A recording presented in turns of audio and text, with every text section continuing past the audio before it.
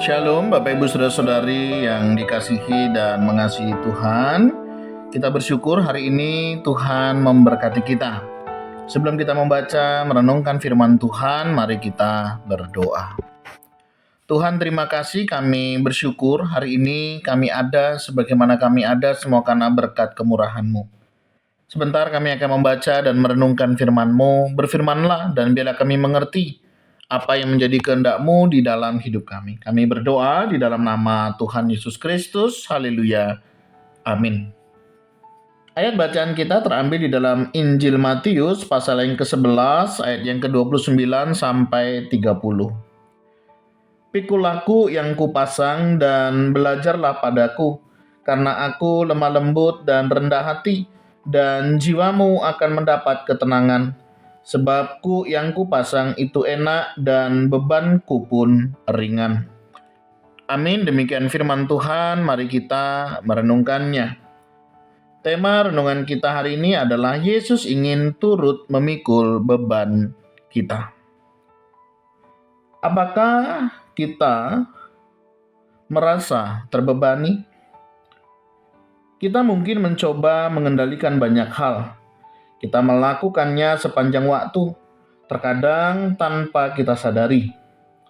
Bahkan ketika kita tidak mencobanya, kita bertindak secara tidak sadar, seolah-olah semuanya bergantung pada kita.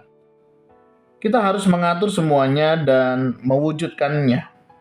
Semakin besar kebutuhan kita untuk mengendalikan berbagai hal, semakin kita akan merasa terbebani dan hampa. Kita harus belajar melepaskan kendali. Ketika kita datang kepada Yesus karena beban kita, inilah langkah ketaatan berikutnya.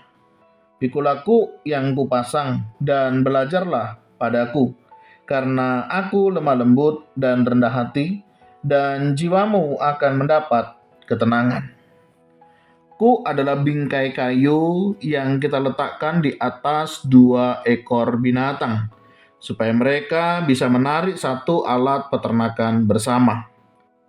Ketika kita sudah merasa seperti sedang memikul beban yang berat, memikul kuk Yesus mungkin terdengar seperti beban yang lebih berat. Mengapa? Kita ingin mengambil kuk yang berbeda dan terus menariknya. Tujuanku adalah untuk meringankan beban, bukan untuk membuat beban menjadi semakin berat. Berbagiku berarti berbagi beban yang kita bawa. Ketika 2 binatang bekerja sama, bebannya menjadi lebih ringan, bukan lebih berat. Ketika kita tidak memikul kuk bersama Yesus, kita bisa dengan mudah bergerak terlalu cepat dan terperosok ke selokan. Tetapi jika kita memikul bersamanya, maka Dia tidak akan membiarkan kita melampaui diri kita sendiri. Dan Dia tidak akan membiarkan kita berakhir di selokan.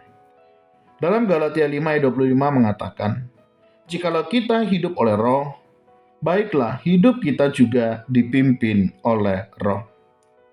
Kita tetap sejalan dengan Roh Allah dengan memikul kuk bersama Yesus, bermitra dengan Dia, dan membiarkan Dia menentukan langkahnya.